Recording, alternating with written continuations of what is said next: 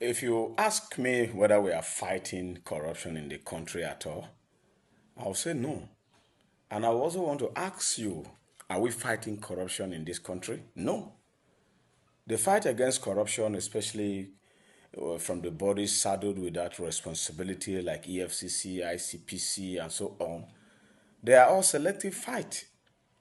It's like a situation where a son of nobody cannot be shielded by the law, while a son of somebody who has political godfather or belongs to a political juggernaut or affiliated to a political party will go free even if such person commits crimes. What are we talking about? It is glaring. Recent activities shows, even though we know that past administrations of that have ruled the country at the federal government level tried a bit, but the fight is getting more worse, much selective.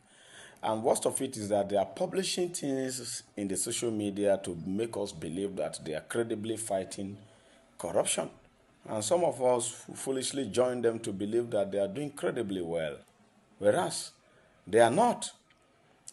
Just a case study of the Kogi State governor and a lot of governors of recent. They abound. They are all good examples for us to know between the true fight against corruption and a political scheme against corruption. If you look at what happened to between Yahaya Bello, the former Kogi State governor, and the EFCC, without private investigation or independent investigation, you will believe what the EFCC is saying, like I believed too. I believed and even asserted him that this is why they don't give power to youth, to young people to lead. And look at how a young man who just come abuse power and you know corruptly embezzle fund like that. But I was made I was made to understand when I traveled of recent to Lokoja for a wedding. I was made to look like a fool for believing the social media in the first instance without prior or independent investigation. I was in the wedding at Lokoja and I decided to make some findings so that I could indict the man more and unleash more articles against Yahaya Bello. But alas, I was disappointed because almost everybody are praising him. With just few dissenting voices from about 20, 25 persons that I asked one-on-one, about 20 gave credible testimonies in his favor, citing the infrastructural development that the man have done, social amenities, empowerment, and even security-wise, how he stood his ground to defend the state.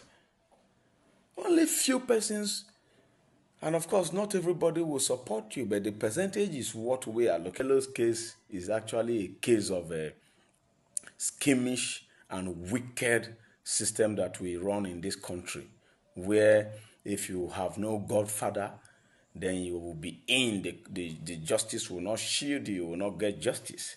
But if you have political godfather and you affiliate yourself, just like what we are seeing in Benue State now, former governor of Benue State, and a lot of them, millions of them, that the EFCC is turning their eyes away from. Even the present APC national chairman, what is that his name, Ganduje, who was a former governor of Kano State.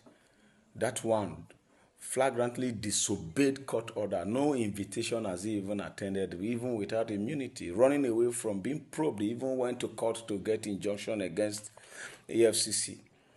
Yet the court didn't grant him, but the EFCC does not even know what to do to bring him to book. And but look at Yahaya Bello, because Yahaya Bello does not belong to, he has no godfather and he has no political big background like them. He's like a son of nobody that rose to power from somewhere and then became governor. So they have to witch hunt him.